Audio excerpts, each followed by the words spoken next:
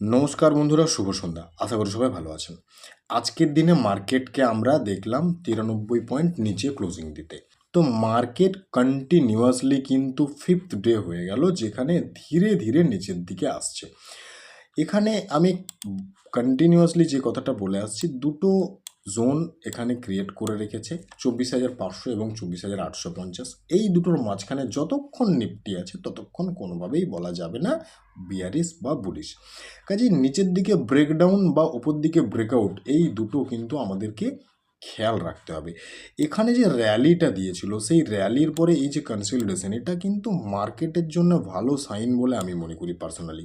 কিন্তু এখানে যে বিষয়টা মাথায় রাখতে হবে সেটা হচ্ছে 24,500 নিচে কিন্তু ক্লোজিং আসা চলবে না। সেটা এলে কিন্তু তুলনামূলকভাবে খারাপ হয়ে যেতে পারে। বা এখানে আরও একটা বিষয় আমরা দেখতে পাচ্ছি, যদি এই জায়গাটাকে মার্ক করে নিই, তাহলে এখানে কিন্তু কাইন্ড অফ ফ্ল্যাগ প্যাটার্নের মতন একটা প্যাটার্ন তৈরি করছে।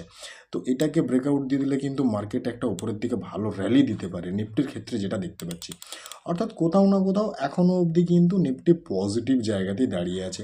এরপরে এখানে আজকের দিনে একটা ডেটা আসার কথা ছিল, সেটা হচ্ছে সিপিআই ডেটা। সেই সিপিআই ডেটা অলরেডি চলে এসছে। এই সিপিআই ডেটা যদি আগের মাসের হিসেবে দেখা হয় তাহলে কিন্তু যথেষ্ট ভালো এসছে। তো এই ভালো ডেটাটা মার্কেট কালকে কিভাবে নিচ্ছে সেইটা কিন্তু দেখতে হবে। মার্কেট যদি এটাকে পজিটিভলি নেয়, দেন এখান থেকে মার্কেট কিন্তু একটা শর্ট টার্মের র্যালি দিতে পারে।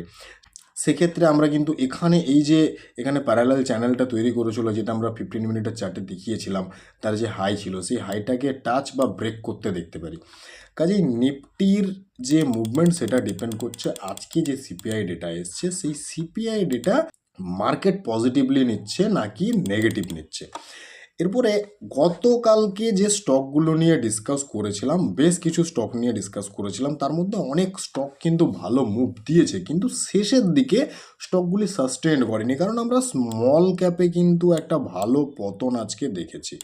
তো এই স্মল ক্যাপের পতনের জন্যও কিন্তু মেবি এই যে সাস্টেন না করা, এই বিষয়টা হতে পারে। কাজেই যে স্টকগুলো নিয়ে অলরেডি আগে ডিসকাস করে রেখেছি, তার ম্যাক্সিমাম স্টকেরই যে চার্ট রিড করেছিলাম, তার যে অ্যানালাইসিস এখনও ভ্যালিড রয়েছে, ইনভ্যালিড হয়নি। তো পুরনো ভিডিওর হিসেবে কিন্তু ফলো করা যেতে পারে। বাট আমি কোনো রকমের রেকমেন্ডেশন দিচ্ছি না, আমি বলছি না আপনারা ওখান থেকে বাই করে নিন, সেল করে নিন বা হোল্ড করুন। অবশ্যই নিজের ফিনান্সিয়াল অ্যাডভাইজারের সাথে কথা বলে তবে পরে ডিসিশন নেবেন। আচ্ছা, আজকের ভিডিও থেকে এমন একটি স্টক নিয়ে কথা বলবো, যে স্টকটির নাম আপনারা প্রায় প্রত্যেকেই জানেন যারা মার্কেটে রয়েছেন। খুব স্ট্রং ফান্ডামেন্টালের একটা স্টক। স্টকটি টেকনিক্যালি কিন্তু দারুণ জায়গাতে দাঁড়িয়ে রয়েছে। তো স্টকটির ডিটেলস ডিসকাস করব এখানে, সঙ্গে থাকুন এবং অ্যানালাইসিস শেষ পর্যন্ত দেখুন। যে স্টকটি নিয়ে কথা বলবো বললাম, সেটি হলো বাজাজ ফাইন্যান্স লিমিটেড। দারুণ চার্ট বানিয়ে রেখেছে এবং স্টকটি এর আগেও আমরা ডিসকাস করেছি, কিন্তু এই মুহূর্তে খুব ভালো একটা জোনে দাঁড়িয়ে রয়েছে, যে কারণে স্টকটিকে আজকে আবার সিলেক্ট করা। এখানে ডিসকাস করার আগে চ্যানেলে যারা প্রথমবার আছেন অবশ্যই চ্যানেল সাবস্ক্রাইব করুন, বেল আইকন প্রেস করে দিন এবং অবশ্যই লাইক একটা করে দেবেন। পাবলিক টেলিগ্রাম চ্যানেল যদি জয়েন না করেছেন অবশ্যই জয়েন করে যাবেন। বাজাজ ফাইন্যান্স লিমিটেড স্টকটিতে যেটা আমরা মেনলি দেখতে পাচ্ছি উইকলি চার্টে, আমরা দুটো জোন ওপরে এবং নিচে প্রথমে মার্ক করব। নিচে যদি আমরা এই জায়গার থেকে মার্ক করি, তাহলে দেখা যাচ্ছে এই জোনটা কিন্তু বাজাজ ফাইন্যান্সের জন্য স্ট্রং সাপোর্টের কাজ করছে 2021 সাল থেকে। 2021 থেকে কন্টিনিউয়াসলি কিন্তু এই যে জোনটা ড্র করলাম, লাইনটা ড্র করলাম, এখানে মাল্টিপল টাইম সাপোর্ট নিয়েছে। তো এখানে সাপোর্ট নেওয়ার পরে আমরা রিসেন্টলি দেখছিলাম ওই জায়গাটাকে কিন্তু ব্রেক ডাউন করে ফেলেছিল, কিন্তু ওই জায়গাটাতে প্রায় 3 সপ্তাহ কনসলিডেশন করার পরে ব্রেকআউট দিয়ে আবার ওপরে স্টে করেছে, যেটা এই মুহূর্তে আমার কিন্তু পজিটিভ লাগছে।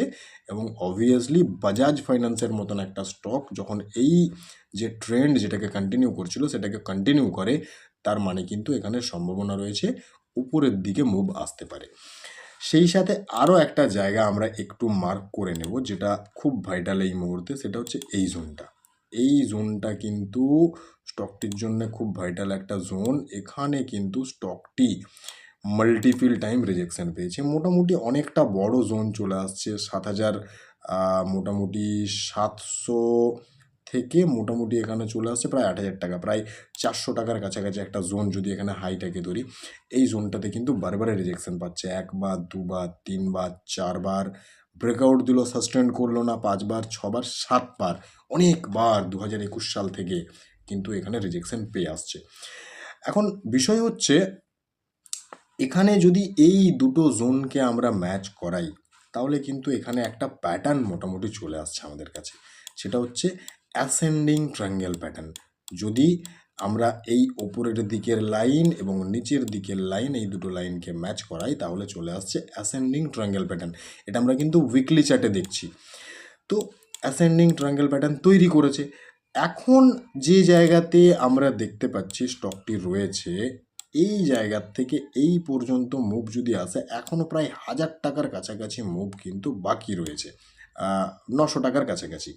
কাজেই এইখান পর্যন্ত এই মুহূর্তে একটা মুভ আসার সম্ভাবনা কিন্তু দেখাচ্ছে বাজাজ ফাইন্যান্স। এই জায়গাটা মোটামুটি আসছে তার যে প্রিভিয়াস ট্রেন্ড, সেই ট্রেন্ডের হিসেবে। এরপর আরও একটা বিষয় আমরা এখানে দেখব।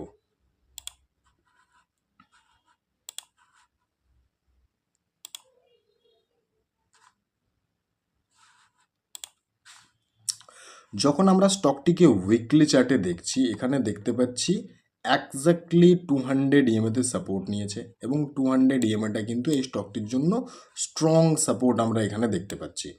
200 ইএমএতে সাপোর্ট নেওয়ার পরে যেটা 100 ইএমএ এবং 50 ইএমএকে ব্রেক ডাউন দিয়ে ফেলেছিল, সেটাকে এই সপ্তাহের ক্যান্ডেলে কিন্তু অলরেডি আমরা দেখছি ব্রেকআউট দিয়েছে এবং ওপরে ক্লোজিংও দিয়েছে।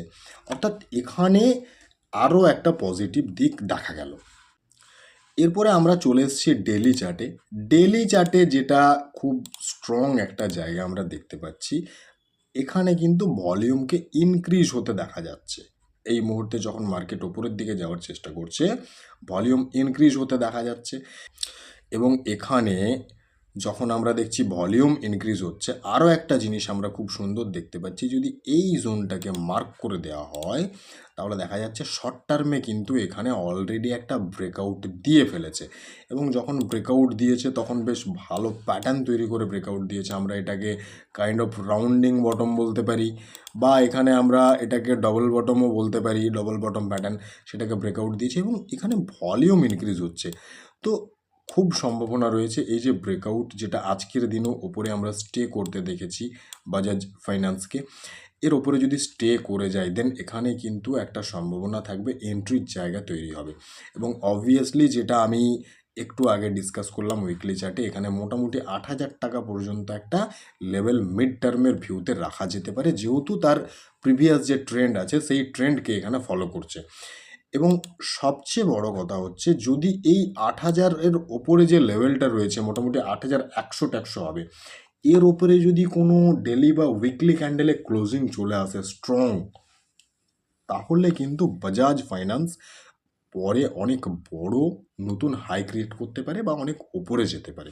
যাই হোক, সেইটা অনেকটাই পরে রয়েছে। এখন যে জায়গাতে দাঁড়িয়ে রয়েছি সেই জায়গাতে কিন্তু এই সিনারিও দেখা যাচ্ছে। কাজেই 7,125 টাকার ওপরে যদি স্টকটিকে স্টে করতে দেখা যায়, সাস্টেন করতে দেখা যায়, তাহলে কিন্তু আমরা মোটামুটি 8,000 টাকার কাছাকাছি লেভেল দেখতে পারি মিড টার্মের ভিউতে। তো স্টকটিকে ওয়াচ লিস্টে রাখা যেতে পারে। বাকি আমি কোনো রকমের বাই সেল বা হোল্ডের রেকমেন্ডেশন দিচ্ছি না। অবশ্যই নিজের ফিনান্সিয়াল অ্যাডভাইজারের সাথে কথা বলে ডিসিশন নেবেন। সবাই সুস্থ থাকবেন, ভালো থাকবেন। ধন্যবাদ।